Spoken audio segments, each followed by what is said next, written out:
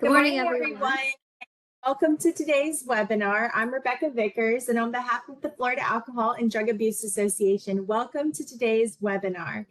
This webinar is being made available through a collaboration of the Florida Department of Children and Families, Office of Substance Abuse and Mental Health, and the Florida Alcohol and Drug Abuse Association. Please note that as an attendee, you are in listen-only mode. If you have questions, please send them to the presenter by using the chat panel. The button to open the panel is usually located in the lower or upper right side of your monitor. Please use the chat panel to send any questions you may have as you think of them, and the presenter will address questions as time permits.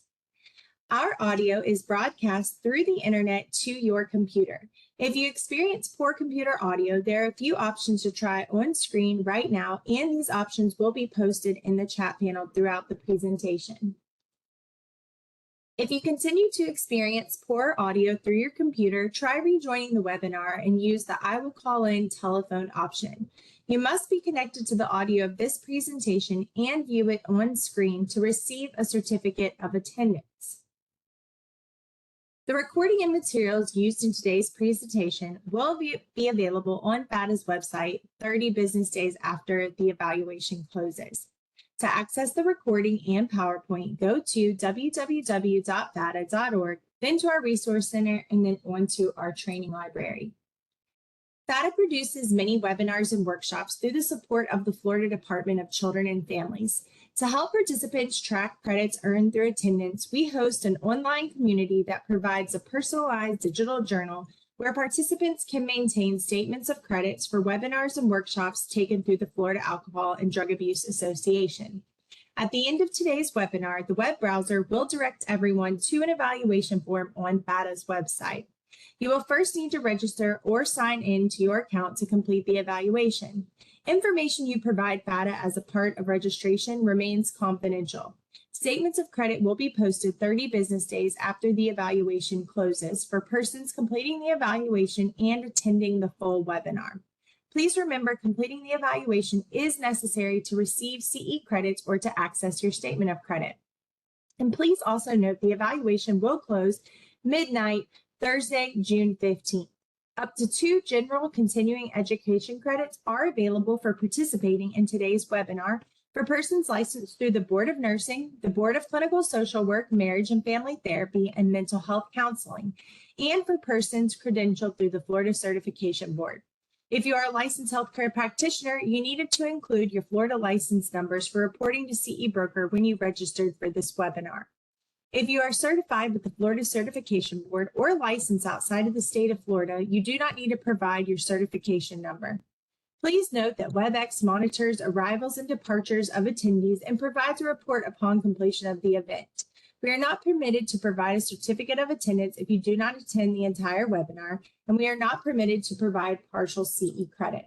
And now I'd like to introduce our presenter for today, Brenda. She is an assistant teaching professor for the Florida State University College of Social Work with over 15 years of graduate school teaching experience. Brenda has served in a variety of social work roles, including grief counseling, end-of-life care, and medical social work. Her clinical expertise is in cognitive behavioral therapy, solutions-focused therapy, trauma-focused CBT, motivational interviewing, narrative therapy, and play therapy. She has presented at the state conferences and served on both the Governor's Transportation Advisory Board and local hospitals' bioethics committee. And now I'll turn the presentation over to you, Brenda. Hi, thank you for that introduction. I have my camera on just briefly so you all can see my face. I know that helps sometimes when you're listening to somebody, so I'm going to shut off the video now. All right, so thanks for logging in today. We're going to be talking about treating grief and loss in children and youth. Again, she already presented my information here, so I want you to reflect for a moment as we begin about your work experience with children and youth. What are some of the situations you've encountered with your clients that involve death, grief, or loss? And what did you notice about how the client and their family handled that situation? Finally, I want you to think about what are some common challenges concerns or frustrations that you face when you're working with these families. So today's learning objectives hopefully will prepare you for some of those situations in the future. We're going to be talking about what is normal grief. What are some of the common signs and symptoms that grief manifests in children and youth and adults? Knowing how to provide support to those folks who are grieving, and giving some tools also for you to provide to parents and guardians and caregivers who are supporting a child who's grieving. It's also important for you to know where to find resources to refer families when they need professional grief counseling. And we're also going to be discussing later in the workshop about some different grief work theories. So I want to begin by talking about the difference between grief and mourning. I know a lot of times we use those words interchangeably, but grief is the normal and natural reaction to a loss. It's the feelings that are associated with the loss. And it could be many different types of loss. It could be a death, it could be, an ability, it could be your health, a relationship, a job, etc. So those are the feelings that you associate with that loss. Mourning is the outward signs, symptoms, and behaviors that go along with that grief. So that can be the process of letting go of that person or that situation. That's the way it used to be considered. Now we're getting to understand more about the difference between letting go and embracing grief, which is part of the reality that you can't just let go and move on from grief. It's learning to live with that loss. And mourning can last a lot longer than people realize. So for the purposes of this webinar, I'm just going to be using the words grief, but I'm talking about grief and mourning together. So there's different types of grief. These are three that I want to mention. The first is anticipatory grief, and that's exactly what it sounds like. It's anticipating the grief feelings you're going to have. It's when you know a loss is coming, and you're already beginning to have some of those experiences, those grief experiences, before it's even happened. Normal grief is what we'll be spending most of the time talking about this morning, and complicated grief I'll mention a little bit later. So when you think about how grief is experienced, it really encompasses every single part of your life. You can experience it emotionally, physically, spiritually, cognitively, and behaviorally. So we're going to be looking at each one of those segments of grief. But before I move on, I would like to take a quick poll of what do you think is the most common feeling that people experience in grief? And Rebecca's going to pull up a poll here for us.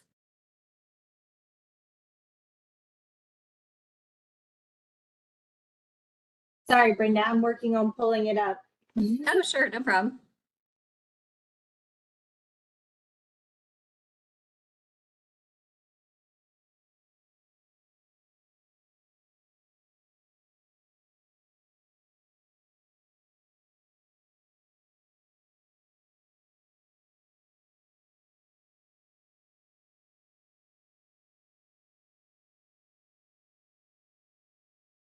It should be up and running for everyone now.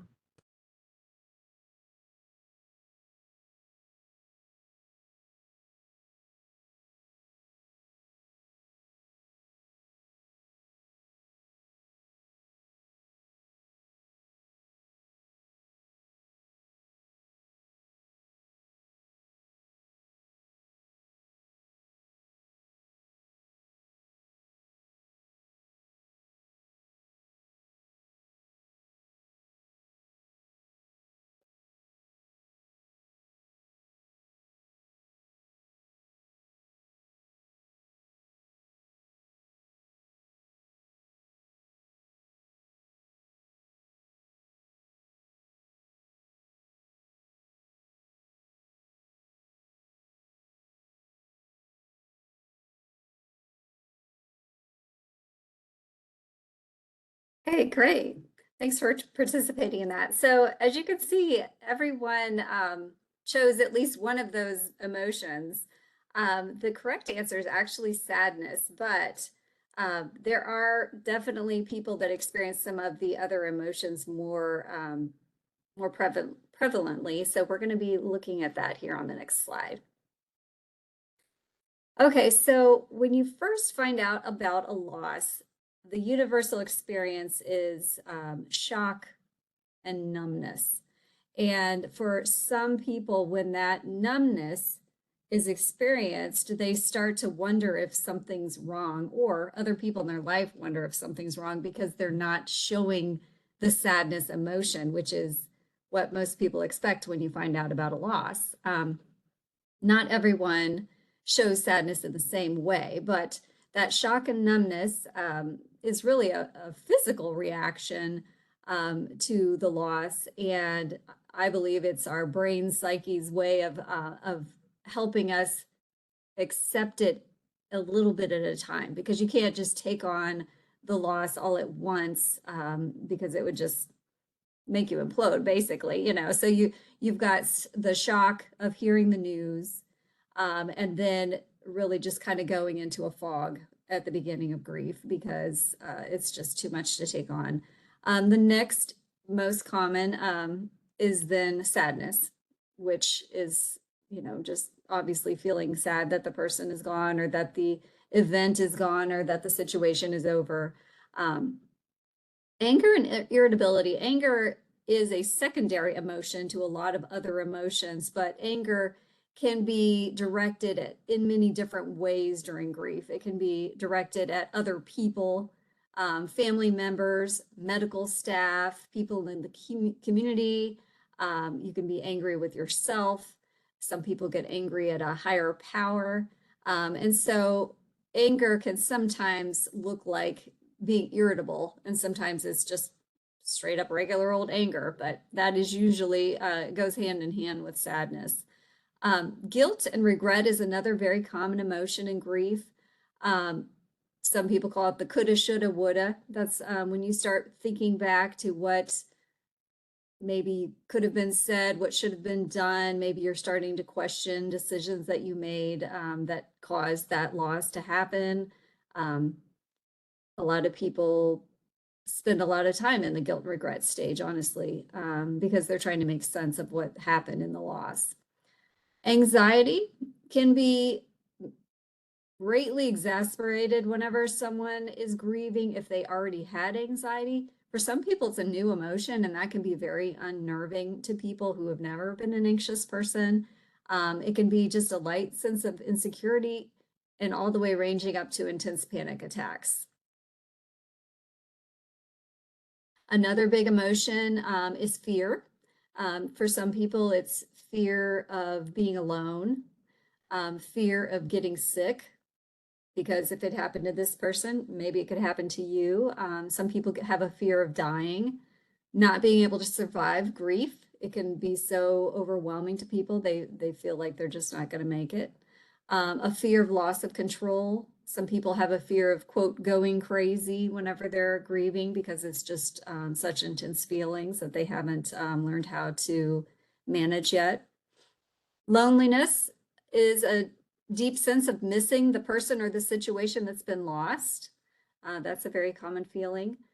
For some, it's a lack of feeling. They just don't even care anymore. They've had such an upset with the loss that they just don't even want to invest in feeling for anything else in their life.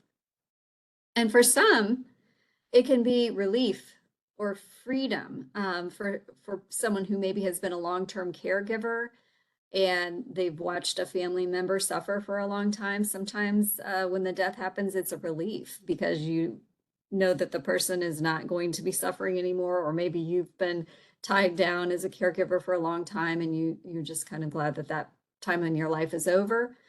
For some people, if the person who has left or died mistreated you, that can be a feeling of relief that they're gone. It can be a relief from stress, fear, anxiety, all of those emotions. So moving into the physical reactions of grief, this can manifest in a lot of different ways for people. For some, they feel a knot in their stomach. They can feel nauseous.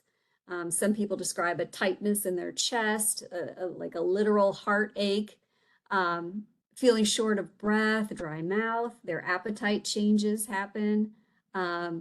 Some people are oversensitive to noise. They just want to be in a quiet place in their thoughts, and they don't want to be around a bunch of talking or music, or they don't want the TV on. Some people experience listlessness, or they just feel very weak. They don't have any energy. Being very tired is a very common experience in grief. Sometimes that is because they're not sleeping well, and therefore it results in grief. In fatigue. And then others, they're just very restless. They just can't sit still. They're just constantly moving because they have a lot of that anxiety energy. Some people experience spiritual crisis when they're grieving. They can feel let down. Maybe they were believing or praying for some kind of miracle to happen, and it didn't happen the way they thought it should. Maybe a why me? Why did this happen to us? Some people, like I mentioned earlier, can have an anger towards a higher power, to feel like, that they were let down by the universe or by God or whoever their higher power is. They may begin to withdraw. For some people, if they were very regular attenders of a religious service, they may stop going because they just feel like it's too much for them to be a part of that at this time. Others, it can go the other way. They can be more rooted into their faith. They may start to be more in prayer, getting into their spiritual books. Others, it's the opposite. They may just go away from all of that. They don't want to talk to a higher power because they're angry. Some people, maybe who have never explored the spiritual side of themselves, are now interested because they're wondering what happened to the person, where they are. They're thinking about afterlife, and so they may be curious and want to talk about that. Like I mentioned, reliance on faith. Some people lean into their faith when they're grieving. They try to find peace in the will of God or the universe. They believe in a greater purpose. Some people believe everything happens for a reason, and so that brings them some comfort. A desire to reconnect. Some people will go to spiritual counselors or to mediums or psychics in a way to connect with that person who's gone, or if it's a different type of loss, maybe to get a prediction of what's going to happen. They try to attempt to find that. Guilt is another part that, with the emotion of guilt, it can connect to spirituality. Maybe they feel like part of the blame is on them. If it was something that they maybe had a unreconciled relationship with the person who has left, then sometimes they can feel guilt about that. And again, a curiosity of wanting to discuss their spiritual belief with others. So the cognitive experience of grief can begin with that disbelief or that shock that we talked about earlier, just not wanting to accept that the loss has happened. Confusion, that can be a common experience of grief. And if it happens in an older adult, sometimes they will ask, the doctor or their counselor if they're starting to exhibit dementia, because they're just can't remember where things are. They can't find things. They can't keep on top of their responsibilities. That's all actually a very common and normal part of grief, is confusion, having a hard time following through. Hallucinations. A lot of people experience this where they think they hear the person calling their name. They think they hear them in the other room. They might hear noises when they're going to sleep at night, and they think the person's walking around the house. That's actually a very common experience. Not everybody will admit to it, but it is pretty common. A preoccupation with memories. So they're wanting to relive parts of their life where they were happy, where the person was there. They want to talk about it a lot. And sometimes other people in the room or other people in the family don't want to talk about it. And so there's some conflict there when one person wants to stay in the memories in the past because it makes them feel good and the others don't want to hear about it. It can be obsessive sometimes when someone is in that beginning denial stage and they're thinking that there's something that they can do to recover the lost person or the loss. They can obsess about that. You'll see that sometimes where someone will continue to call the doctor's office or the hospital and want to ask more questions about what happened. That's part of their process. A sense of depersonalization, nothing seems real. Some people say they feel like they're floating in a bubble, or it's surreal, or it's a bad dream. They have a hard time grasping reality. And suicidal thoughts is actually a very common process in grief. And so I'll talk a little bit about that more later. But again, that's another thing that not a lot of people will admit to, but it's actually very, very common. And if you ask someone, they will probably admit to it. Behaviors of grief. Of course, crying is the most common behavior of grief. Some people are very emotive and they'll do that in front of others. Some people will hold it in until they're by themselves, but crying is certainly a behavior of grief. It's a release of tension for them. Sleep disturbances, very common. Some people have a hard time going to sleep, so they'll stay up really late watching TV or doing something to distract themselves. Others go to bed really early, but then they're waking up in the middle of the night because they went to bed too early. Some people just wake up every night at 2 a.m. and they're up for several hours. They can have nightmares. They can have dreams about the loss. Appetite disturbances is very common. Some people overeat in grief and they gain weight. Other people don't eat enough and lose weight. So it's pretty common to see weight changes during grief. Poor concentration, that goes along with that cognitive that we talked about, being absent-minded, having a hard time getting things done. I call it the multitasking griever. You go into one room and you start a project and then you think, oh, I forgot, I got to take care of this and I got to take care of that. And they're just walking around the house all day doing half projects and never really getting anything done. Again, confusion, having a hard time because your mind is wandering to the loss. I know some people who were very avid readers that find that they can't even, finish a book. They can't even read a magazine. Their mind just won't stay focused. Social withdrawal can be very common in grief. They want to be alone.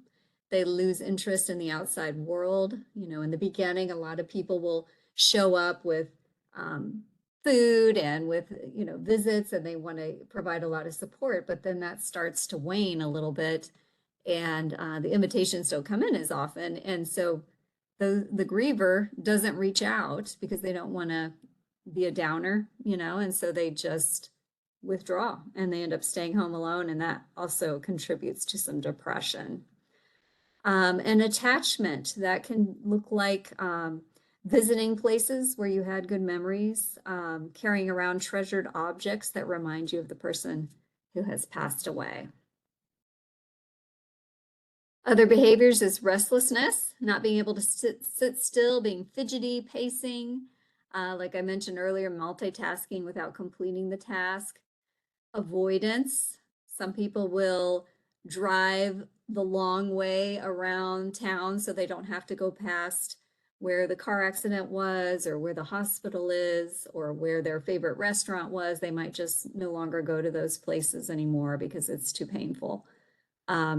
For some people, it's a searching. They're looking for, they're pining for the person who's been lost. Assimilation, that's assuming mannerisms and traits of the loved one. I know sometimes with children, they will suddenly be very interested in the hobbies of the person who has passed, or they will start to talk like them, or they will pick up, some of their mannerisms to be like the person who's gone. Reminiscing is just actually very healthy behavior there. That's where you're reliving some memories, talking together, sharing stories. That's actually something that's very helpful to people in grief. And silence is when people just refuse to talk about their loss. They refuse to talk about the person, and they just shut down, really. So let's talk a little bit here. Please use the chat function now to talk about your own ways that you've coped with loss. If any of this that I've talked about so far sounds familiar, or if there's been someone in your life who's been grieving and you noticed some of these traits, what did you do? How about with your clients? What did you notice with them? Let's see some chat here.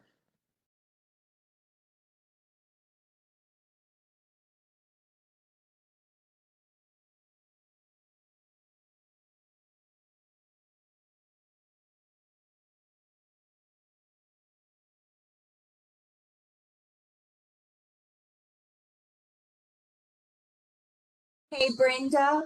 Yes. Unfortunately, today, WebEx has been having an issue, and anyone who is actually on this participating has had this experience in our last webinar. The chat panel is not working, and I think Eric is actively trying to get in touch. So people are not ignoring you. It appears that the chat panel is not working again. So I just wanted to let you know, and to everyone on, apologize that once again, the chat panel is not working. And Eric is actively working with WebEx to see if they can fix it. I'm not sure what the issue is, and I appreciate everyone's patience, and I'm very sorry. Sorry, Brenda. Oh, okay, sure, no problem. I thought everybody was just being shy. So anyway, well, basically what would probably come up in the chat is that a lot of you have experienced what we've just talked about, because these are all different facets of your life that is affected by grief, and it's universal. Everyone has had grief in their life. Everyone can relate to this. It's one of the hardest things that people have to learn to manage in their life. Depending on how close the person was to you, it can absolutely change who you are forever. And so because of that, it manifests in all those different facets of our life. Knowing that helps us when we're working with children and youth who are also experiencing a loss, because we can certainly empathize with them. And we'll talk more about that in a little bit. So I'll go ahead and move on. Children experience many different types of losses. And one of the exercises I used to do in a training for volunteers with hospice was to create a timeline of loss. And so we started as far back as people could remember their very first loss, and all the way up to the present. And I encourage everybody to do this exercise on your own, because you'll actually be shocked at how many losses you have managed in your lifetime.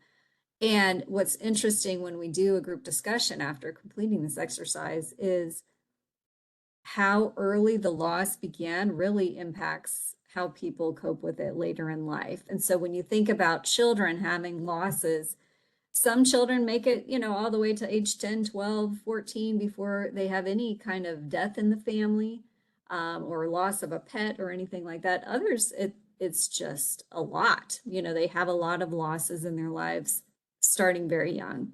And so when you look at, of course, death is a huge loss for people. Death of family members, friends, neighbors, loss of friendship, that can have a significant impact on children. Divorce of their parents, having to move can be a loss, because they're losing a sense of safety, of familiarity. They have to start over in a new school, perhaps. When a parent loses their job, that certainly has a ripple effect of stress on a child because of the financial repercussions of that. The incarceration of a loved one, that's a different kind of loss, because there comes, some stigma with that. And so maybe even though the child is grieving, maybe they feel like they can't discuss that, with others, because perhaps the family has said, don't talk about it. It's an embarrassment or something shameful. Changing schools can be a loss for children. Natural disasters, certainly, in the South, we deal with hurricanes, and sometimes that's a loss of your whole home and all your possessions. There's fires, there's all kinds of disasters that can happen. The birth of a sibling can actually be a loss for children because they've lost their role in the family, depending on the birth order. So that can be something that has a ripple effect of grief. Breakups, certainly breakups of their parents' relationships, but also children themselves experience breakups, as they get to be teenagers. Loss of health or ability. Children deal with that for themselves and with adults in their lives. And military deployments, so if a parent or a family member is deployed, that can be a sense of loss too, and a lot of stress and anxiety for children with that. So children's understanding of death and loss looks different according to what age they are. So when you think about an infant, they that somebody is not around that they're familiar with, but they don't really understand the difference between temporary and permanent. That's part of a developmental stage of an infant. They used to say you could be in front of an infant and then hide yourself under a blanket, and they don't understand that you're still there. Their brain hasn't quite comprehended that, like, oh, peekaboo, here I am. It's a big surprise. So for infants, if somebody significant in their life passes away, they might not realize that that's forever. So therefore, grief may surface later in life when they have a better understanding of that.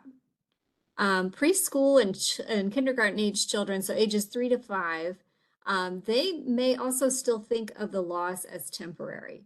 So I know sometimes parents would come to me and say, I'm concerned about my child because he went to the funeral and now he's asking where grandma is, and it just really blew their mind. And that's because they have a hard time understanding permanent loss at that age. So they may think it's temporary. They may think the person will return. So they might even say something about that.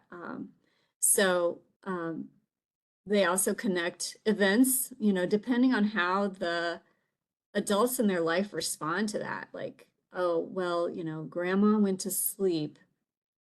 And so that's confusing to children because they think, well, when's she going to wake up? Or grandma's sick, rather than telling them that she died, and so they have a hard time understanding that. They also start to connect those events then. Okay, if I go to sleep, am I going to wake up? If I get sick, am I going to die too? So they have a hard time putting those pieces together. They may be more comfort seeking with caregivers. So they might want to be held more. They might get up in the middle of the night and want to come into bed with their adult caregiver.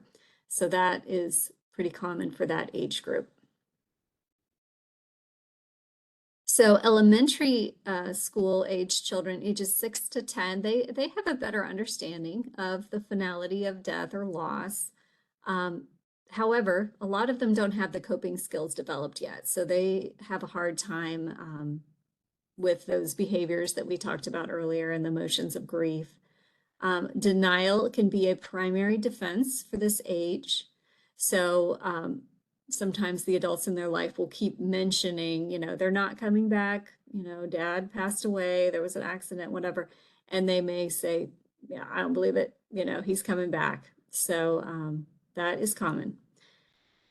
They can sometimes see death as something that takes you. So there can be a lot of fear that starts at that age with maybe if they get sick, maybe, when it gets dark outside, suddenly they're more afraid of just an unknown that's going to come and take you. They have a need to understand the difference between terminal illness and just being sick.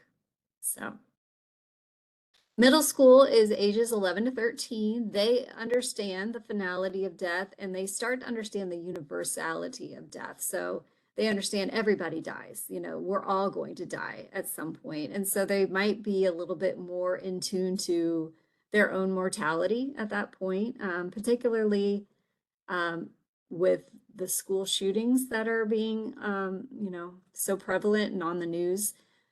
Middle school age kids are a little bit more aware of that, and so they start to understand that that could happen to anybody at any age.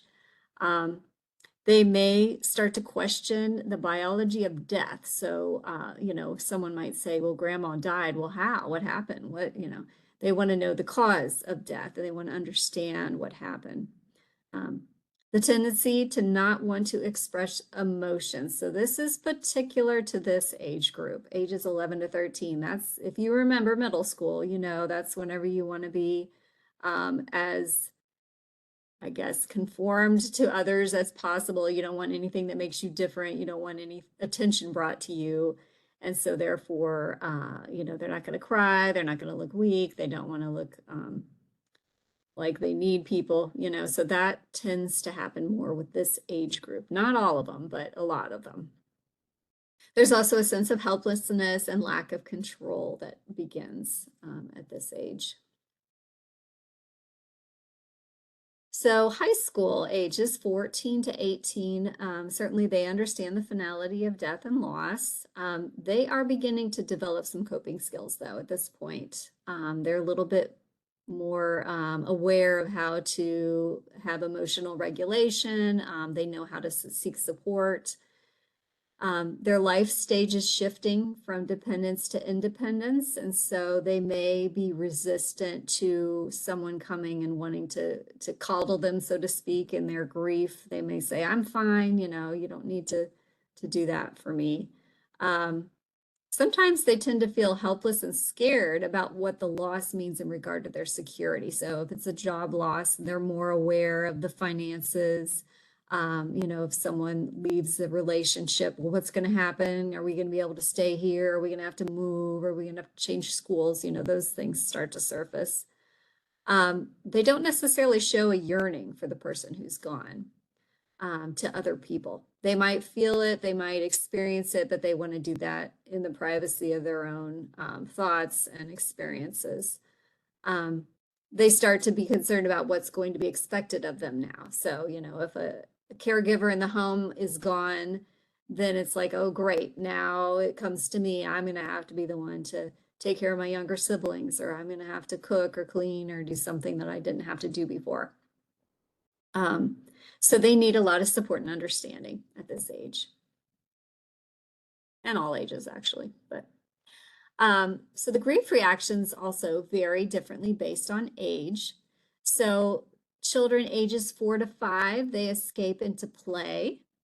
They can attach to substitute people. So you might find, like, if a child has lost a female caregiver, they tend to gravitate towards another female adult to kind of meet that need. They give up attachment to the deceased. Some of them can idealize the deceased, like, my mom was the greatest. Nobody's better than my mom, she was perfect, and kind of put them on a pedestal. They obviously experience sadness, longing, and yearning. They may ask for the person over and over and over. They can become compulsive. You might see them have a bewilderment. Regression is common too. Maybe if they, start to wet the bed again, or they start to, suck their thumb again, or they want their blankie. Those are all very common grief reactions for this age group. For some of them, they get to more aggressive. They start to have more tantrums. They have more rage about things that maybe they didn't used to experience that before. Nightmares are common with this age, and some of them can be a little bit hyperactive or nervous. That's their anxiety that's manifesting as hyperactivity. Ages 6 to 10, that's when the magical thinking starts for children. So if I am really good, my mom's coming back. If I, clean my room, I'm going, my dad will come back home. Like, they just start to think that there's something that they can do that's going to make the loss reverse. They might start making wishes on stars, or, just a lot of different things that they're going to try to do. They fantasize that the deceased is still alive. Some of them may even talk like that's still the case. So that's normal. They have a greater fear of death than they used to. There can be a fear of objects, person, or events related to the death. So if someone passed away in a car accident, they're afraid to get in the car. They don't want to go for a ride. They don't want to go to the doctor's office because grandma passed away at the doctor's office, so that kind of thing. They can take on the traits of the person. I mentioned that earlier. Maybe suddenly, if dad was a big football fan, they want to watch football. They want to wear a football jersey. They want to carry a football around. That's pretty common for them to want to take on the traits of the person who's gone. A new fear of abandonment. Maybe when they're getting dropped off for school, they cry, or they won't get out of the car because they're afraid of leaving, the caregiver. Maybe they're afraid something's going to happen to their other parent. Again, with the regression, that can happen with this age, where they start to talk like a baby, or they can, want to be held all the time. Bedwetting is common. Again, the aggressiveness and irritability. They can also have nightmares and dreams about the loss, and hyperactivity and nervousness as well. Ages 11 to 13, they're realizing their own mortality. They also have a sense of being invincible. So there may be more danger-seeking behaviors in this age group. Sometimes you might see them out like trying to play chicken in the street, or they might try, sports that have a chance of getting injured. That's all new behavior for them. They can have delayed grief reactions. So sometimes a loss maybe happened when they were younger and it starts to come out around ages 11 to 13, or this group may delay their reaction until high school. So that can be their way of trying to gain a sense of control. They're more irritable. So the anger of grief comes out as irritability in that age group. They're reluctant to discuss their emotions. So if you ask them how they're doing, they might say, I'm fine, I want to talk about it. Or they might just be quiet and not even answer you. This age group tends to have somatic symptoms. So even though they're feeling the emotions of grief, they might tell you they have a headache, a stomach ache, just phantom pains in their body that really, if you take them to the doctor, there's nothing wrong with them, so that's their grief. Ages 14 to 18, again, that sense of invincibility, a denial of emotions. They suppress their thoughts. You will see more depression in this age group because they tend to have a greater understanding of the significance of the loss. And so that can really make them feel defeated. And the somatic symptoms also in this age group, they have a bigger need to talk about the death. So while the 11 to 13 don't want to talk about the death, the 14 to 18 do want to talk about it. Physically and behaviorally, again, they might regress in their developmental milestones. Sleeping and eating problems can happen. So for some, they don't sleep well. They're up and down all night long. Many of them tend to go towards overeat rather than not eating. So they're craving the sugar and the carbs and the feel-good foods, and just trying to fill that need, that void in their life, and they use food for that. So some kids cry easily, some not at all. Both of those are normal. They have a hard time tolerating intense feelings. So when they're feeling anxiety, they might not recognize that that's what it is. And so they get irritable, they can get angry. Some of them cry when they're feeling anxious. They might suddenly be more socially withdrawn. They want to be in their room. They want to be on their screens. They don't want to talk to anybody. They got their headphones on. More so than normal. I know that's common. You might see academic problems happening where their grades start to slip. They start to be more support seeking outside of the family. So this is particular for the ages 11 plus. They tend to be, texting and making videos, and they want to be with their friends and they want to hear from their friends. And for some of them, it's a way to get attention too, that when they're in pain and they're hurting, they want attention from other people to feel better. Adolescents in particular should be monitored for suicidal ideation. So I would say don't be afraid to ask about that. And I would certainly have a safety plan in place, make sure that they don't have access to lethal measures in the house, particularly during months 3 to 6 after the loss. That tends to be when things ramp up after that shock wears off. So keep that on your radar. Common adolescent grief reactions. It feels like no one understands how they're feeling. They can focus on their past negative behaviors. So they start to, again, that coulda, shoulda, woulda, like, oh, why didn't I help my mom more? Why wasn't I, why was I always too busy to go to grandma's house? They start to think about things that they could have done better, to make the person proud of them. They can be anxious about their own health. Suddenly you've got, and this tends to be more for the girls for some reason, but they start to be more hypochondriac when they're grieving. So every little thing that they think is wrong, they think is a terminal condition. So that's pretty common. They long to feel normal again. So they're very aware when others are treating them differently.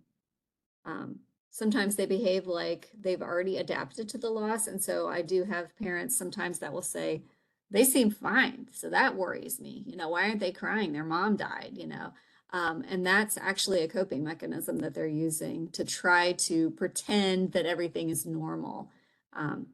They may choose to avoid talking about their feelings. So this is all common adolescent grief reactions. Common thoughts shared by adolescents, the survivor guilt. It should have been me. I should have been the one to die, or I should have been the one to have this terrible thing happen to me. Magical thinking, if I had only done this, this wouldn't have happened. If I had behaved better, you wouldn't have gotten divorced. If I had, not been selfish, then this person wouldn't have died. They start thinking magically. Regrets. I wish we didn't have that big fight that morning before the car accident. They really get focused on that. I never told them how much they meant to me. And then again, that relief. She was suffering for so long, but I feel guilty that I'm relieved. Or he was abusive to me. Why should I feel sad? I'm relieved. I'm glad he's gone. I've had clients before where it was an abusive domestic violence situation, and the man passed away, and the mother and the daughter were like, we're glad, we're relieved he's out of here. That was a horrible life, so they can feel relieved, but again, they can also feel a little guilty about that too. So when you're working with grieving parents and guardians, we have to think back to, again, that timeline that I talked about where everybody has had losses over a long period of time. Maybe they never had an example of what healthy grief looks like. So because of that, that affects how they treat their own children and youth and the expectations they have. So if their coping skill was to just move on, everything's fine, toughen up, that's life, then they're going to expect that of their kids. Maybe marital or relationship problems start to happen during grief, which can be then again contributing to some anxiety and fear and worry for their children because suddenly mom and dad are arguing. And part of that can be because men and women process grief differently. Men tend to be, and I'm sorry, this is stereotypes, but it's just been my experience, problem solving. And so they may see loss as there's nothing we can do about that. Let's move on. And meanwhile, the wife might feel like, no, I want to talk about this and I want to, swim in this for a while. And I really want to feel sad. And so because of that, there can be some dynamics there where the marriage relationship gets tense because of it, particularly if they lost a child. that there's a reason why there's a high divorce rate whenever people lose a child, and that's because of that relationship tension when the two people are grieving differently. Parents can have mixed feelings or conflicting views about how to express their grief around their children. So sometimes one person is very emotive and they're crying, and others say, don't do that in front of the kids, that scares them, hold it together. And so that can give mixed messages to the kids too, like, well, mom seems fine that, that grandma died. I don't know how I feel about that, so being able to express your grief feelings in front of children is actually healthy. Parents may not agree on what information should be shared with the children. Now, I've seen this happen a lot with suicide. They don't want the kids to know that's how the person passed away. And so I always say, as a professional, that's a family decision, but maybe giving them a lot of support in coming to a consensus on what they're going to do about what they share with the kids. Changing in parenting style may occur. I've seen this happen where maybe they were authoritative parent style to begin with, and after a loss, they become very permissive. That loss of structure is actually detrimental to children, but they think they're being nice. Like, oh, sure, kids, we can have ice cream for dinner. Let's go to the movies. You don't have to do your homework. Bedtime's just whatever. And that actually has a domino effect of negativity. But at the time, the parents think that they're going easy on the kid because everybody's grieving. So that can occur. Conflict increases in the family. There's a lot of dynamics around grief and loss. Financial, physical, maybe if a grandparent passed away, the spouse moves in with your family. So there's a lot of things that can change in the lifestyle of the family, and that can increase a lot of conflict. Playing the blame game, well, we were late, and because of that, so-and-so got into a car accident, or, if you hadn't acted like this person wouldn't have left, Sometimes the loss can bring the family closer together, though. There can be positives that come through grief. Maybe a realization of the preciousness of life can occur, and so sometimes the family is even better after a loss. Parents and caregivers often feel helpless. So that's probably like the number one thing that I focus on when I'm first meeting with parents and caregivers, is to recognize and validate that they feel helpless. This is something that happened out of their control, and you want to name that and say, I know you're feeling out of control right now. Yes, I am. Like that really helps them to feel like it's okay to admit that. They can be confused about what to say or what not to say. I don't know how to help my kid. They're just all over the place. I'm all over the place. I'm dealing with my own grief. I don't know how to help them. Trying to find the balance between protecting their child and being honest with their child. I want them to know. I don't want them to know. They can know this much information. I hope they don't find out this other information. Unsure how to express their own grief. And focusing on the physical loss instead of the intangible loss. So they may focus on the person being gone and not focus on the fact that now the child feels insecure or doesn't feel safe or feels like they can't trust things. So reminding parents and caregivers, there's a lot of different aspects to grief, and being able to recognize and talk about all those with their kids. Okay, so when I made this slide, I said 10-minute break, but then I found out that we can only do a 5-minute break because of the CEUs. But I do want to take the time here for you all to take some, take a little stretch, get a drink, and we'll come back in 5 minutes. I'll put it in the chat for everyone. The break will end at 11 o'clock.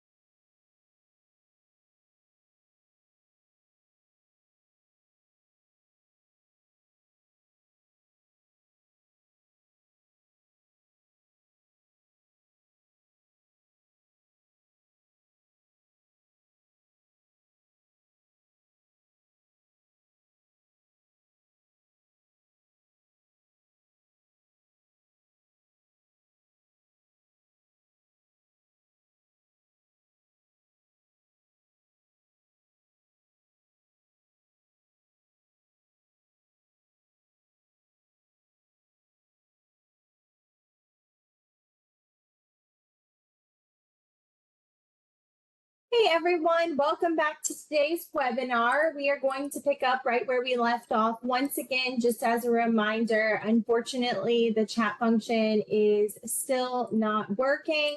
And hopefully Eric is going to have a little update on that and that we're going to get that fixed for the next webinar. Thank you all for joining us, and I'm going to turn it back over to you, Brenda. Okay, thank you. All right, let's go through this next hour here together. Again, I'm sorry we don't have a chance to chat together, but hopefully you'll still get some valuable information here to help you as professionals. So when you're working with grieving children and youth, as we've discussed, there are a lot of different dynamics. There's a lot of different ways that children show grief. So the first thing, and I think the most important thing you can do as a professional, is provide education to both the children and youth and their parent or guardian about what is normal. I think a lot of the times when someone is concerned about a griever and they start to describe what the person is behaving like, and they find out that's normal, it's like, oh, well, okay, then I guess it's not a problem. That was probably thing that I noticed in grief counseling was going through those characteristics that I just talked about when I started explaining to people, hey, it's normal that you're confused or that you can't get anything done or you can't sleep or you're not eating well. Oh, really? Okay, I'm not crazy. Oh, good. That makes me feel so much better. And that is part of why the research shows us that support groups, grief support groups, is one of the most effective modalities for grievers, because when they start talking to other people and finding out that what they're experiencing is the same, it immediately makes them feel better. It's kind of that misery loves company mentality, but it's just, hey, we're all in this together. We're all experiencing these feelings and these behaviors. So providing education about what is normal. Providing emotional support and validation, that's a big part. You're doing the best you can, mom. This is really hard. This totally rocked your world. Good for you for getting up every day and taking care of your kids. Just providing that support makes a big difference. And then knowing where the resources are in your community to provide to families. I'm going to give you a list of those in a little bit. But being able to provide something to them that they can follow up with, either if they need professional help or if they just need some information to use at home and some activities or exercises to do with their kids. So how can you support families? The first thing is just being present. Being available makes a big difference to people when they're hurting, knowing that they can go to somebody that's going to help them. Listen and reflect back. So this is a tricky one for a lot of people when, like I mentioned earlier, we've all grieved. It's a universal experience. And when you have found something that works for you, you want to give advice and tell people, oh, well, this is what I did. A lot of times grievers don't want to hear about you. And so we usually had to remind a lot of our volunteers in hospice about that. Like, a lot of people that volunteered had had a loss even through the program, and so they would immediately want to launch into their story, and the families didn't want to hear it. They've got enough of their own emotions right now. They don't want to take on yours. And so just listening and reflecting back what they've just said to you is so validating. Like, I'm really having a hard time. I hear you. You're having a hard time. Yes, I am. I can't sleep and I'm not eating and da da da. You know, you're having a hard time sleeping? Yes. You just reflect back exactly what they've said. Provide encouragement. You can do this. You're going to get through this. Help them engage in life review. That's actually one of the things that makes people feel better, is to be able to talk about the good times. So giving them a chance to, just asking simple questions like, oh, what is something you really miss about your mom? What's something that she used to do that made you feel good, or that you tell me a memory that made everybody laugh in your family, or what's a family joke about grandpa? Helping them talk through helps them feel better. Kids love life review, and I'm going to tell you a little bit more about that in a minute. Validate that this is the most intense pain they may have ever experienced. Again, there's a lot of different stress and emotions that we have in life and a lot of problems that we have in life, but grief is the one thing that we can't avoid and that we can't prevent from happening. Death happens regardless. So everybody is going to have that intense pain. There's no solution to that because you can't bring the person back. So validating that this is painful helps people. Again, normalizing those common grief reaction, letting them know the resources available to them, and being present, just being present. I said that twice because it's important. All right, a lot of times parents will say, how do we tell the children? Sometimes that'll happen when you're working with a family and the child doesn't know about the loss yet. You know, either, well, we just found out dad's going to jail, or, you know, grandma has got cancer and it's not curable. You know, how are we going to explain this to the kids? So the first thing is being honest. Children are a lot more perceptive than we realize. They listen, they take in things that we don't know. So being honest is the best thing. They don't have to give all the details, but they do need to be honest.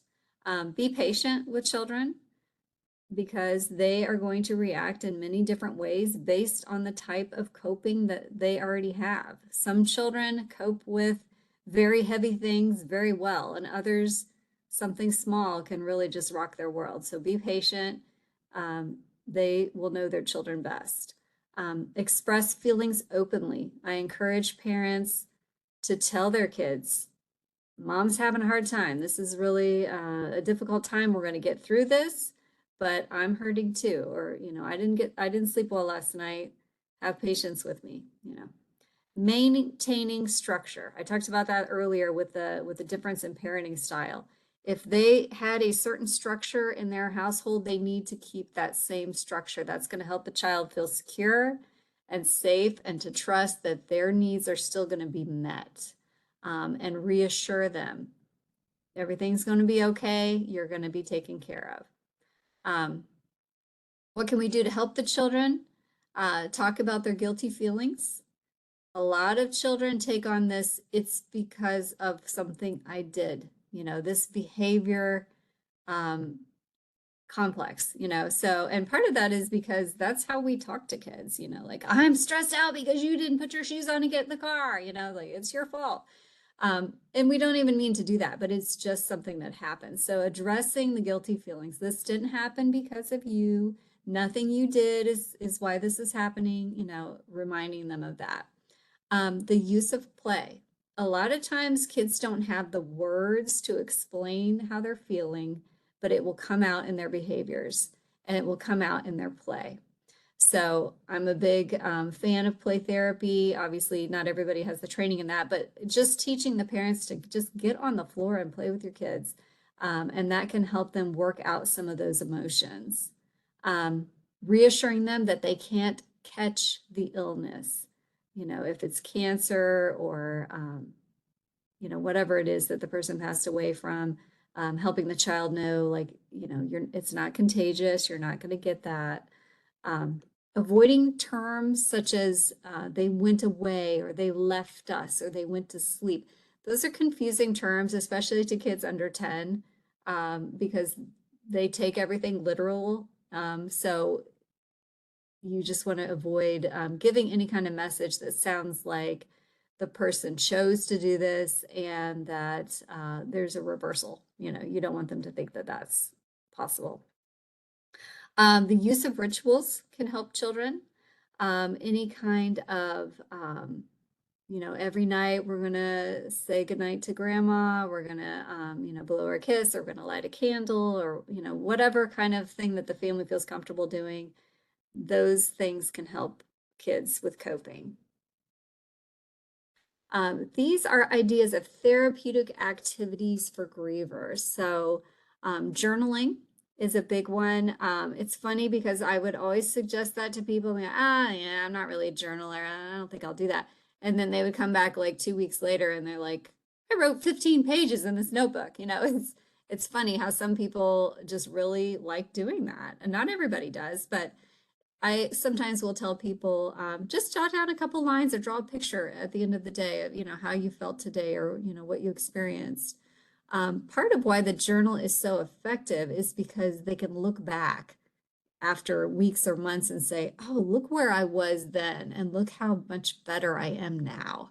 And it's really therapeutic to people. So kids can keep journals, especially if you assure them that what they write in there is private, and make sure that the parents know that it should be kept private, not something they're going to read when the kid goes to school. Let it be a place for them to vent their feelings. A memory box or scrapbook. Kids love that.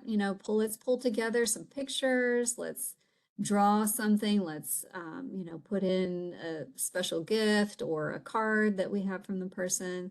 Let's print out some pictures and make a scrapbook and write down some memories of, holidays or vacations or trips we took. All of that can be very therapeutic for children. Lighting a candle, whether that be every night or on special occasions. I know sometimes at holiday time, people will set an empty plate at the table to represent the person that's no longer there, and light a candle.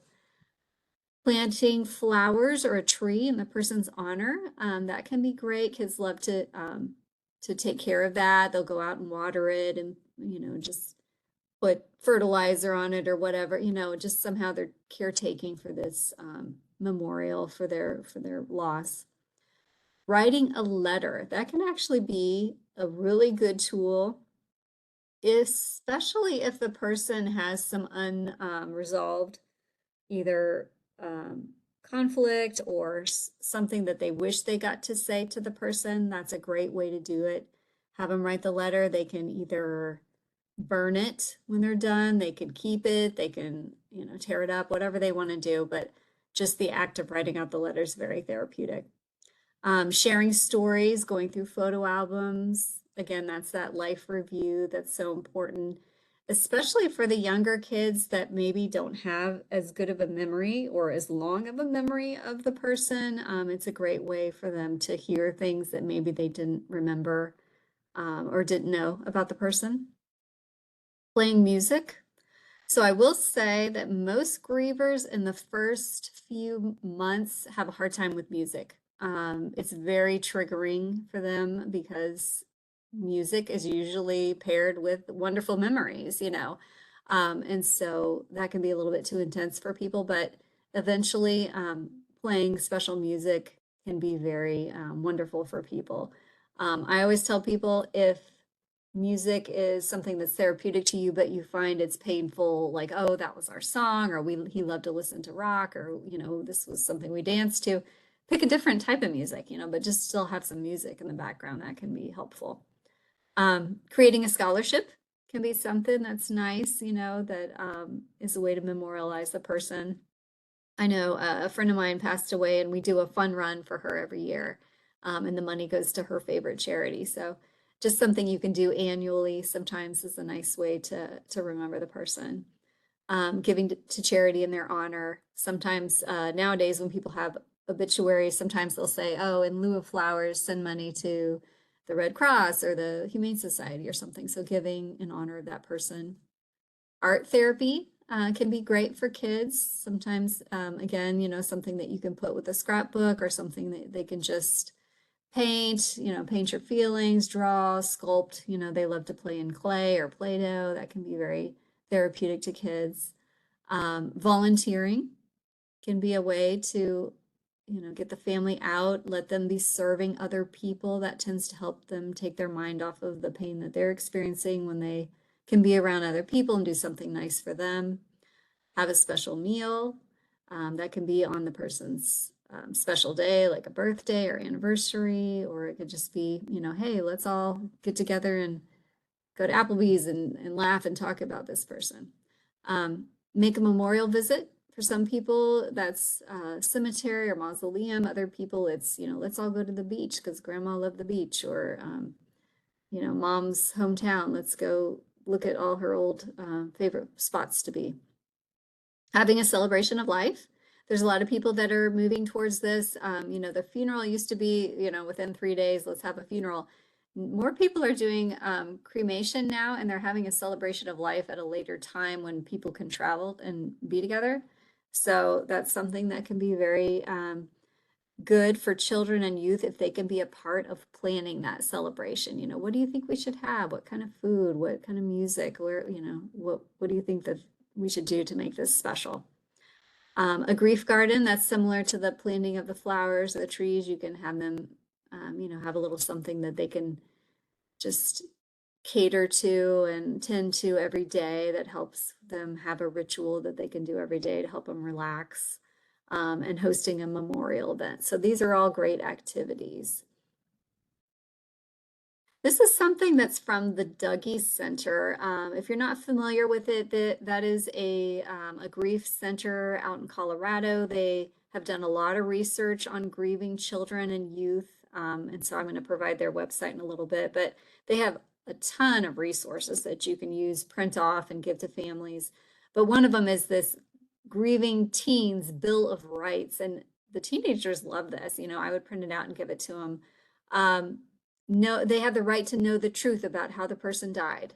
You know, this gives them that sense of, you know, just reality and also truth, you know, that is so important to that age group. Like, hey, I want to know what happened and I want to know the details. Don't try to protect me. You know, I have the right to know. The right to have their honest answers to their questions. The right to visit the person who died or the place where they died. That is very important to teenagers. They don't want to be protected from that. The right to be involved in planning that memorial service, to not talk about their feelings, to grieve in a way that's not censored, a right to their own unique feelings and thoughts. You know, it doesn't have to be what they should be feeling or thinking. They can have whatever thoughts and feelings that they want. And the right to express their own philosophical views about life and death. So that is another thing that I have noticed with professionals is a lot of times, in the attempt to make people feel better, we're sharing, you know, our philosophies on life and death, and that might not be where the child or the youth is, you know, in their own belief system or thought process. And so to tell them like, oh, your dad's in a better place now. Why, how do you know, you know, is what the kid's going to say. Or what's better than being here with me, you know, so they don't want to hear that. So the right to express their own, you know, just ask them, what, you know, where do you think they are right now? How, you know, let them have a chance to talk about it in their own way. These are warning signs that individuals are not coping well. So when they're expressing a lot of feelings about hopelessness and worthlessness and helplessness, that should get your red flags up, okay? When they make statements like, I wish I was never born, I wish I was dead, that's whenever you want to explore that further. So you want to make sure you inform parents to be watching for this, okay? When the teens start to skip school, their grades are starting to slip. That's giving you those warning signs of, you know, apathy. I don't care. I don't care about my future. I don't care about the ripple effect of what I'm doing right now.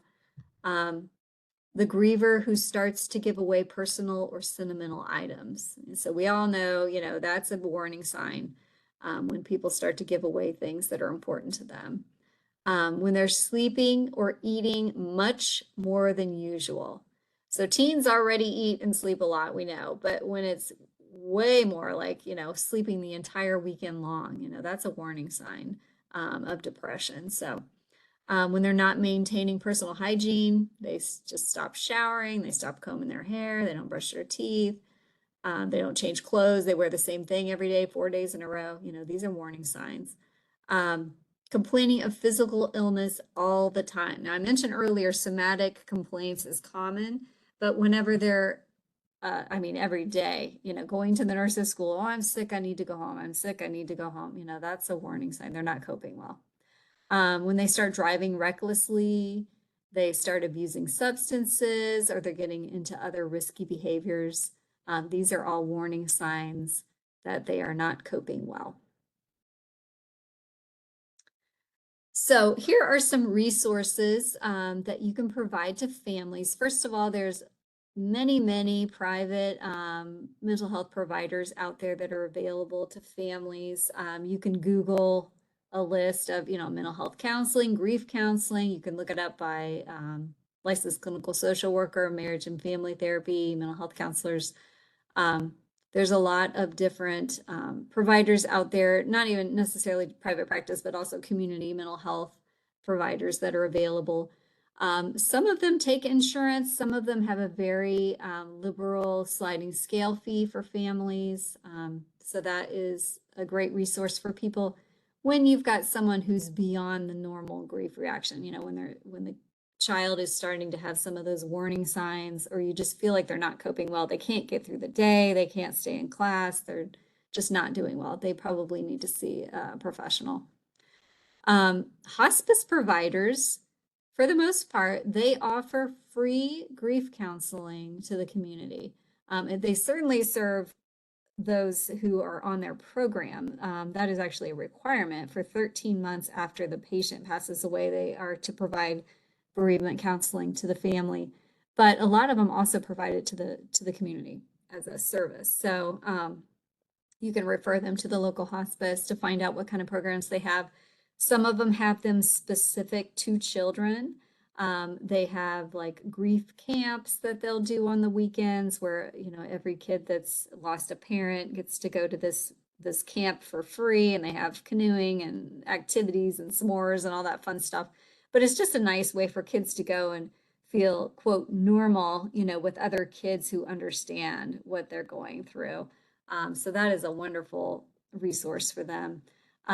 They have found, like I said earlier, the research shows that grief groups are very effective for children and youth. And part of that is just that need to be around other people that understand. So a lot of them will have a grief group specific to the age. They'll do art projects, they'll do memory books, they'll just talk about, hey, this is normal grief. How are you feeling? How are you coping? So those are all available. For the most part, they're free. There's also if you go to www.grief.com, they have a list of support groups. You can search by your zip code and it'll show you what's available in your area. Many churches and temples in town have grief groups as well. Talk to the school counselor. A lot of them have grief groups in the school as well. They'll pull the kids out for 30 minutes and let them talk together. They can also pull the kid out one-to-one if they're having a hard time coping.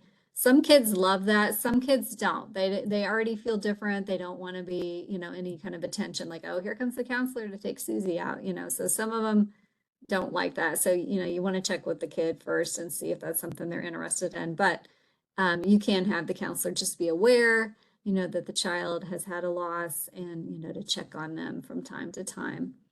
Again, grief support groups, look for those. You can actually Google grief support group in your city and they'll come up with lots of different choices there. There are grief retreats as well as camps available for kids and youth. And that www.dougie.org, that's that Dougie Center I mentioned. They are one of the national examples of great grief resources for children. So they have wonderful programs. They have camps as well. But again, they have a lot of things you can print off of their website to provide to families as well.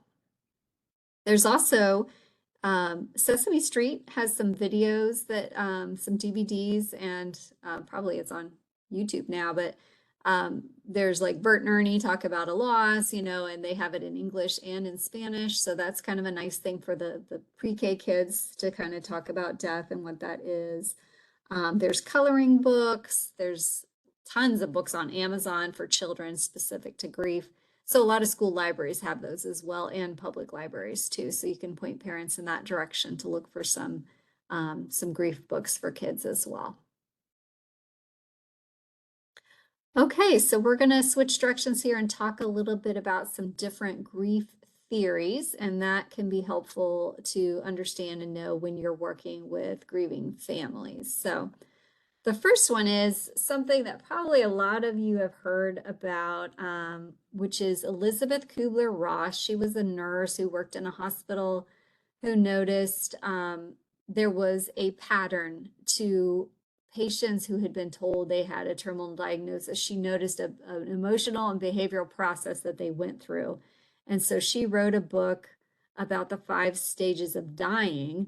And actually, that has since been kind of changed to the 5 stages of grieving as well. So her stages are denial, anger, bargaining, depression, and acceptance. And so if anybody's ever taken a psychology class or, any kind of counseling class, you've probably reviewed this before. But the first stage, denial, that's that initial shock that we talked about earlier, just that feeling of numbness. You can't believe what you've just heard. You don't want to believe what you've just heard.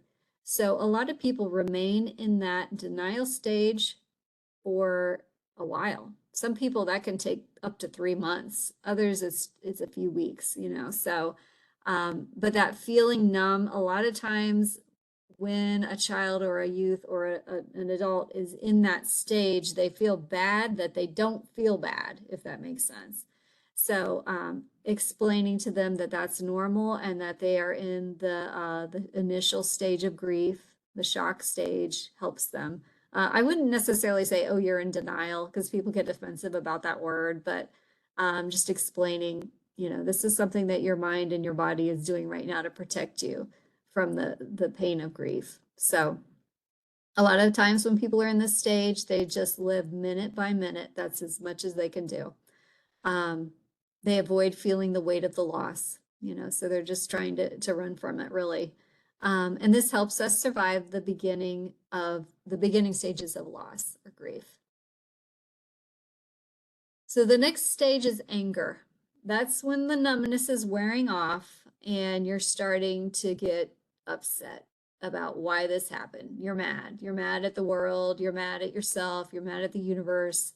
And it's a necessary stage of the healing process to get to anger. It's funny because I would meet with people and someone say, oh, I'm not angry at all, and then later as they're talking, they're like getting very animated and, irritable. And I was like, this is anger right here. They don't even recognize it sometimes, but they have to be willing to feel that anger. This isn't fair. I'm upset about the injustice that this happened to us and our family. We're good people. Why did this happen? Now I'm struggling. Sometimes they're mad at the person that died. They left me this big mess. I have to deal with all this, insurance and bills and phone calls and canceling subscriptions. And it's a lot of work to manage the estate of someone. It's a 40-hour-a-week job right there. So people can get angry about it. The more you feel it, the more you heal it. That's a quote from another grief theory. But basically, the thought process is people have to move through the anger stage to get through grief. So again, it's a secondary emotion to other feelings such as sadness, disappointment, and fear. It can stem from feeling deserted or abandoned by the person. And anger can actually be a strength sometimes. That can kind of help propel people to get things done whenever they're in the anger stage. So it's not necessarily a negative thing, but it is one of the big stages of moving through grief. So the third stage is bargaining. That's when you're just wishing for life to be different. You're wishing to hit that reverse button and go back in time before all this pain came to your life. So some people ask a higher power for it to go back to what it was. Let me wake up and this was just a bad dream and life is not like it is now.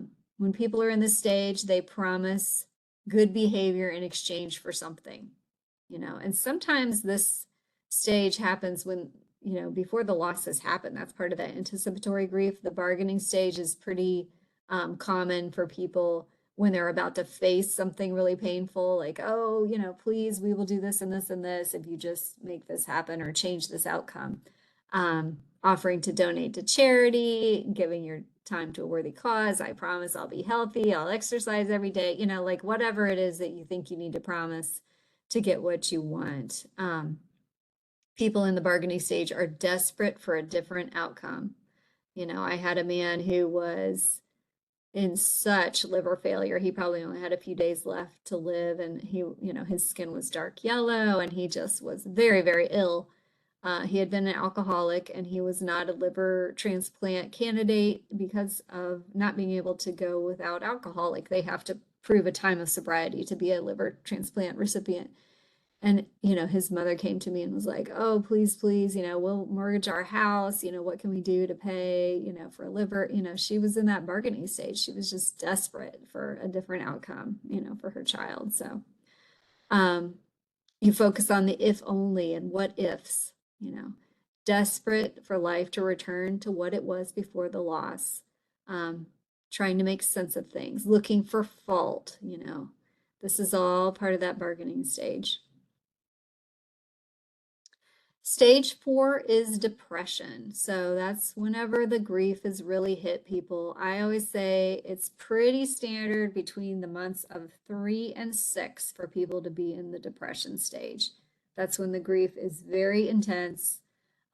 They cry more during that time than in the beginning, and that scares people. That's usually when they come for professional counseling, is around that time period, because it's like, why am I getting worse? I should be feeling better. It's been this much time. It's actually because that denial, shock, you know, all that has worn off. And this is life now. And I don't like it. You know, so they feel empty. Life has no meaning. Grief is deeper.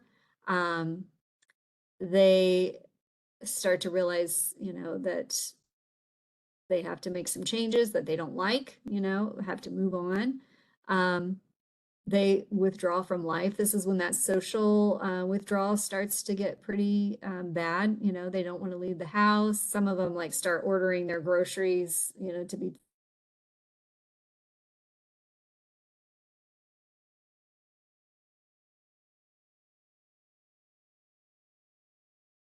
have the last stage, which is acceptance. And they say, don't think of it as everything's okay at this point, because it's not, you know, it's just that they're realizing I can't run from this anymore. This is a new normal for me. The reality of the loss is a permanent change in their life and who they are as a person. They're starting to learn to live without the deceased. They reorganize their roles. You know, maybe they used to be a wife and now they're single, and that's new for them. Having more good days than bad days, starting to make new connections and relationships. So they're starting to get their own personal needs met again. So for children and youth, the acceptance stage might look different than those for an adult, but it is beginning to re-engage in their life and starting to, you know, have new experiences and laugh and not feel guilty for laughing and enjoying themselves. So what they've discovered, though, is that grief is not linear. It's not like you go through these stages, 1, 2, 3, 4, 5, I'm done. You know, some people bounce all around. They can be better and then they're worse again. You know, they can go back to anger and then they get back to acceptance again. So they're realizing that this is not a circle, you know, a straight line. So Alan Wolfelt is another grief theorist. He's also based out in Colorado, and he's written many, many books. You can find those on Amazon and his website about grief. And he discusses a stage of grief that's a little bit different from Kübler-Ross. He believes that the first stage is acknowledging the reality of the death. So that's similar to denial because the person is in shock, but he believes that the first stage you need to do is acknowledge that you've had a big loss, you know, to express that, and then to embrace the pain. So he's the one that said you have to feel it to heal it. So he believes that in order to get better, people have to go through the painful feelings first. You can't just jump right to I feel better, because he says that's really delayed grief. He said, you know, it's going to come back and bite you later. So you better just go ahead and experience it. So not everybody is going to be able to do that. You know, when you're looking at a child who is too young to really understand the permanency of grief, they're not going to be able to go through the pain of the loss at that stage of life. It will come to them later, though. So for some, maybe they lost a significant parent or sibling or something when they were little, and they knew their life was different, and maybe their day-to-day felt different, but they kind of moved through it. When they get to be an adult, then maybe they start to have these grief feelings, or maybe when they have their own children and they realize, like, wow, what if my child lost their sibling? And they start to identify with, this is how old I was whenever my sister died, you know? So it can come up later for people. Remembering the person who died, that's part of that life review, spending time, you know, making a scrapbook, making a memory box, sharing stories with each other, listening to the music and looking at the photos. Remembering the person who died is an important stage of grief. Then developing a new self-identity. So because that person is no longer in the life of the individual, they have a new identity. Maybe they're no longer the youngest of the family. Maybe they're an only child now, or maybe, you know, they are an orphan. So there's a lot of changes that happen with that role change. And so they have to develop a new identity because of that. Who am I going to be now that I am this person? Searching for meaning. Why did this have to happen? What did I have to learn from this? You know, why did my life go this direction? You know, so really trying to understand what came of that, what good came from this. You know, that's a big question for people. Why did this have to happen for me to be where I am now? And being willing to receive ongoing support.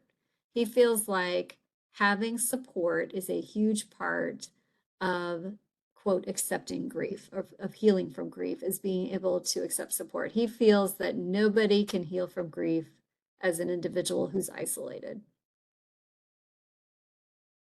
So because of that, he came up with this concept of companioning the bereaved.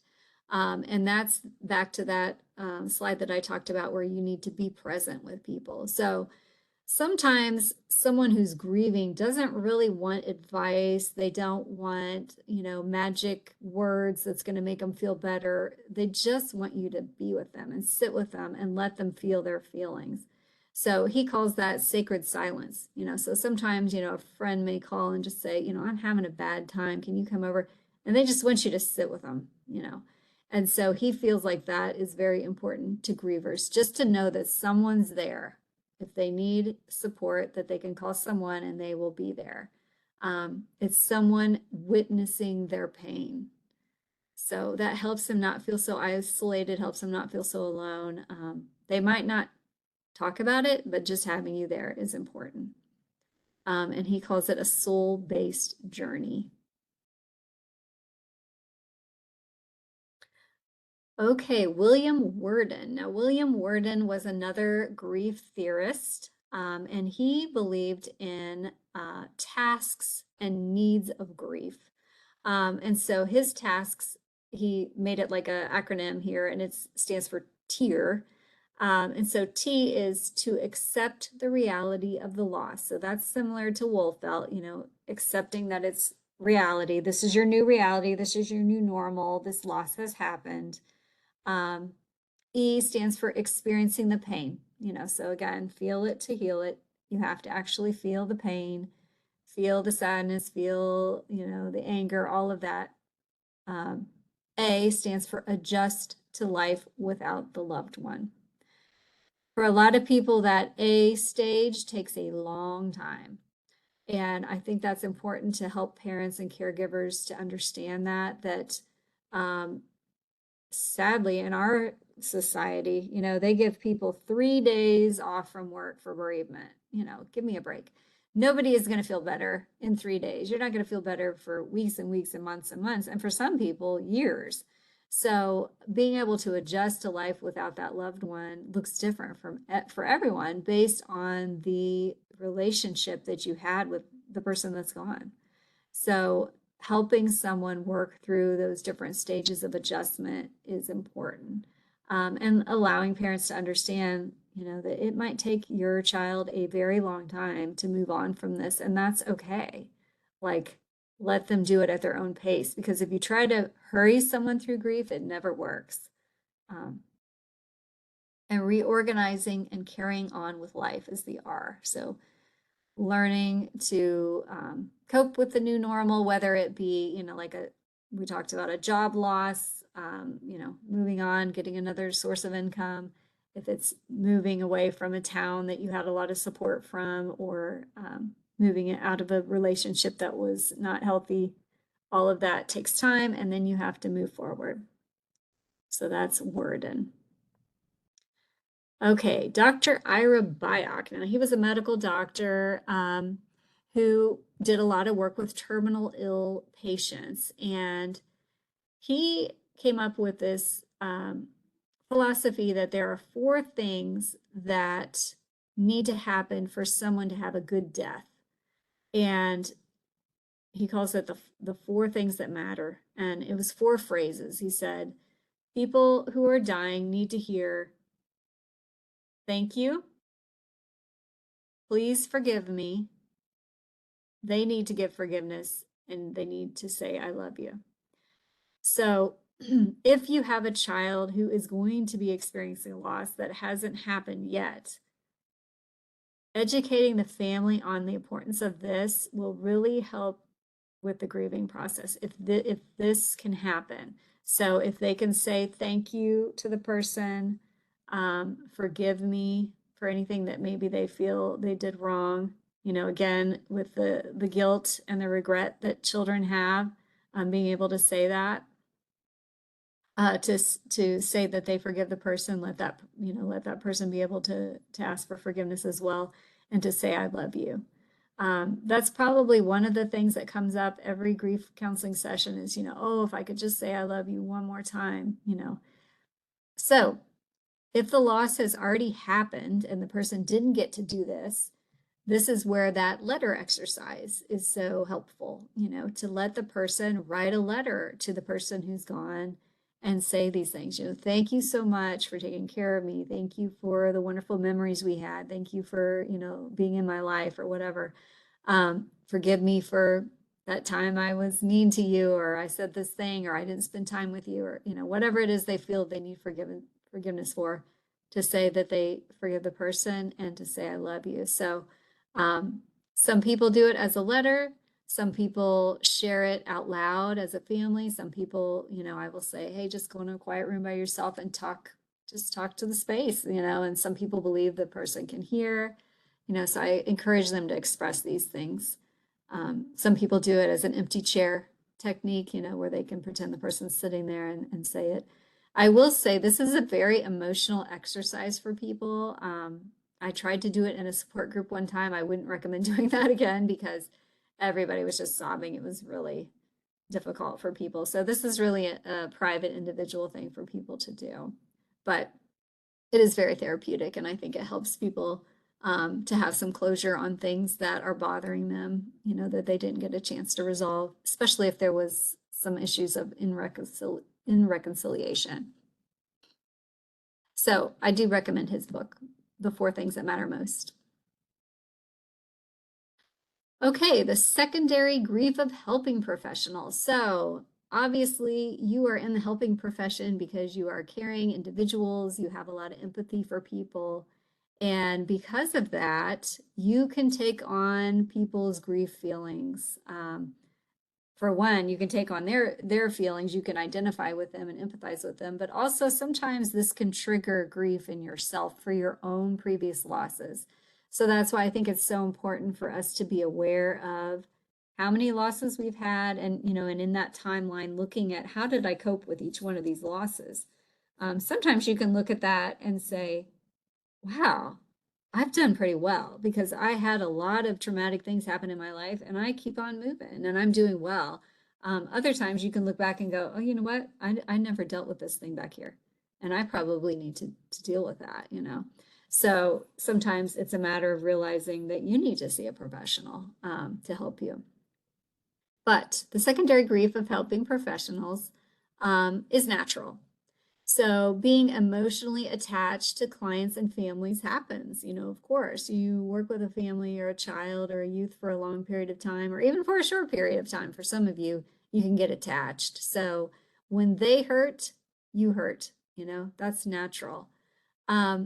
Be self-aware though when you're over identifying with a family's pain. Like after you've spent time with them, if you go home and you're crying or you're feeling upset the rest of the night or you feel exhausted, that's your clue. I am taking on some secondary grief right now. I realize it, I recognize it. What am I going to do with it?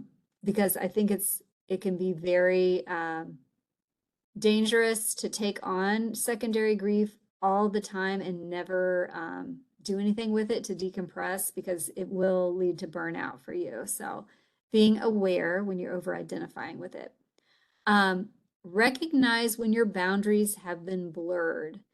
Here's some of the signs of that. If you find that while the person is sharing or while the family is going through it, that you have several occasions where you want to jump in and say, this happened to me, this is what I did, or I remember that, and this is how our family handled it, your boundaries are getting blurred, because you're having countertransference in those moments, because it's reminding you of something that happened in your life and you're projecting it back to them. So being aware of when that happens, have a plan in place. You want to make sure you have somebody to talk to, whether it be a supervisor at work, a coworker, a colleague, or your own therapist. Hey, I'm getting triggered by this family, that's experiencing loss very similar to one that I had when I was a kid. So do not begin sharing your experiences with the child or the family. Again, for one, grievers don't want to hear it. They're going to be polite and not tell you that, but that is absolutely the truth. They don't want to hear about your experiences. They've got enough to worry about of their own. They don't need to take on your experience, but also how you managed it might not be their value, So if you say, oh, you need to go spend time with grandma because you're going to regret it, that's projecting onto them something that may not be their experience. So just make sure that, we all have our own values, morals, spiritual beliefs and everything, but as a professional, we need to keep that to ourselves and just listen and reflect back what the person is experiencing. That's very important.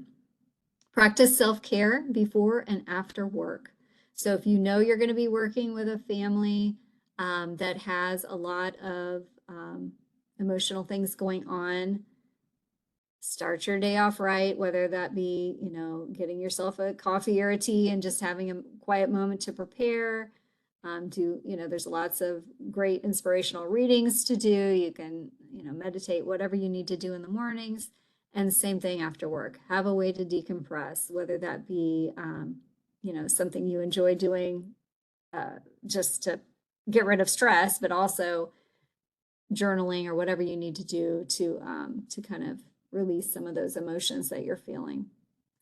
Again, talk with a supervisor, a colleague. A lot of organizations have employee assistance programs, and we don't utilize them, which is sad because it's free and it's there for a reason. And it is confidential. It's by law. It has to be confidential. So talk to your EAP counselor if you need to. Most of them, I think, have 5 or 6 free sessions of counseling that you can use them for. So it's a good idea to do that or to have your own therapist. Become comfortable with your own views and experiences with grief and loss. So again, it can't hurt to spend some time thinking through this when you're going to be working with a family that's experiencing grief and loss, to spend some time processing your own, whether it be, reading some of these resources that we've talked about or just doing your own research. There's a lot of things out there, self-help books and, workbooks and things that you can use for grief, but it's just a good idea to be aware, if you yourself are experiencing anticipatory grief because you have someone in your life who is ill, it's a good idea to have a professional that's helping you with that while you're in the process of working with these other families, because it will inadvertently give you, a drainage of emotion and fatigue, whether you even realize it or not. So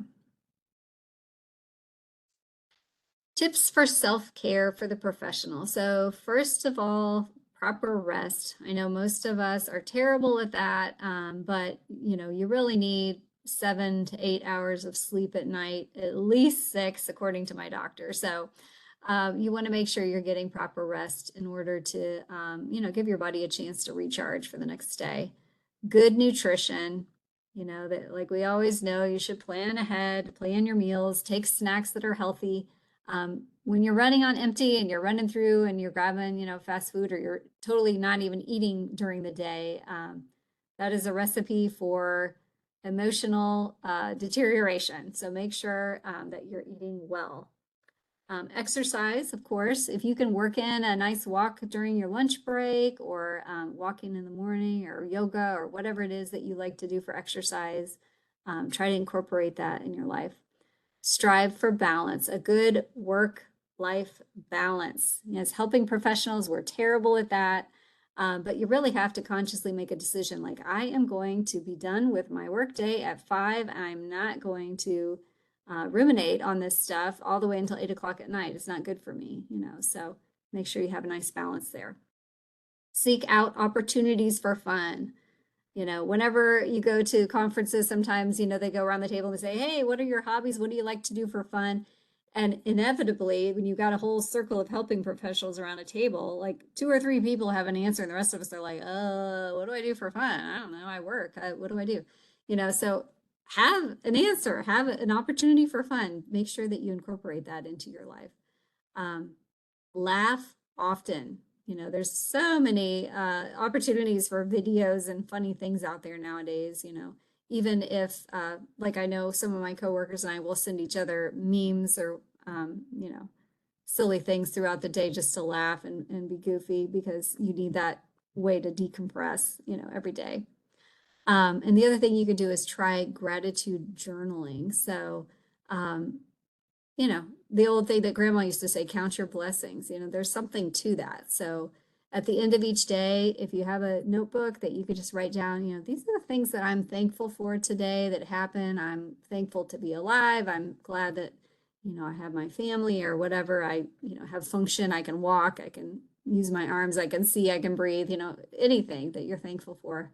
To write that down, that's a great way to end your day, to help you focus on something positive. Because if you don't do these things when you go to bed, you're going to be thinking about work, you're going to be processing all of those emotions, and it's going to impact the type of rest that you get. You can have dreams and nightmares and just not a restful sleep if you don't do these things. So make self-care a priority. I know you probably heard that all through school. There's a reason. It's important for you to be able to stay in this profession. So these are the references for some of the resources that I talked about today. Again, Ira Byock has many books out, but the 4 things that matter most is the one that talks about those phrases. Kübler-Ross has several books too on death and dying. There's also a new book out, co-written by her and another grief counselor named David Kessler, called On Grief and Grieving, and that's helpful.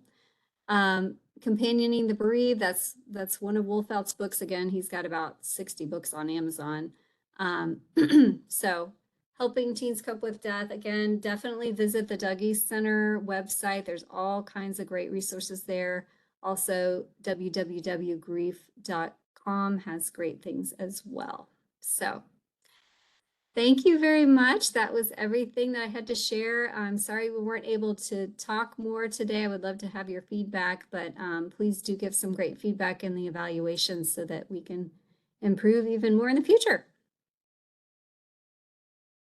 Thank you so much. I know everyone really appreciates all the work that you put into this, and it was a wonderful presentation. And for everyone on, we have included Brenda's email here so that you may contact her with any further questions. And, once again, to everyone on, sorry about the technical issues of not being able to chat. We hope that going forward in the future, we don't have these issues, but we are working through them. And Brenda, thank you for being flexible on the fact that we could not chat today. Sure, no So once again, I'm sure if the chat was working, you'd be getting a ton of praises. So I'm sorry that you don't. So please leave good comments in the evaluation when you do it. And then just a couple of items of a business to note before we conclude today's webinar. Please see the chat panel for a link to today's survey. Additionally, when I conclude today's webinar, your web browser will take you to an evaluation on FATA's website. If you want to receive CE credits or statement of credit for this event, you must complete the evaluation. You will be prompted to register or sign in to complete the evaluation. You can register as a visitor for no cost.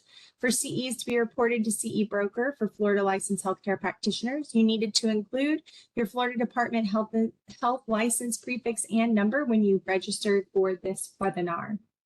After you register or sign in, you will be directed onward to the evaluation. You must use the same email address you used when you registered for this webinar and what you have set up in your FATA profile, as this is the only way to connect your attendance and your profile.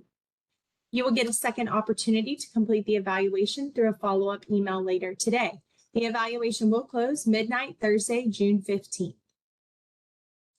Please note that we do not email statements of credit. Instead, after we verify attendance and completion of the evaluation, a statement of credit will be generated as a journal entry within your FATA profile 30 business days after the evaluation closes. Thank you all again for participating in today's webinar. We'd also like to recognize and especially thank the Florida Department of Children and Families Office of Substance Abuse and Mental Health for funding today's education.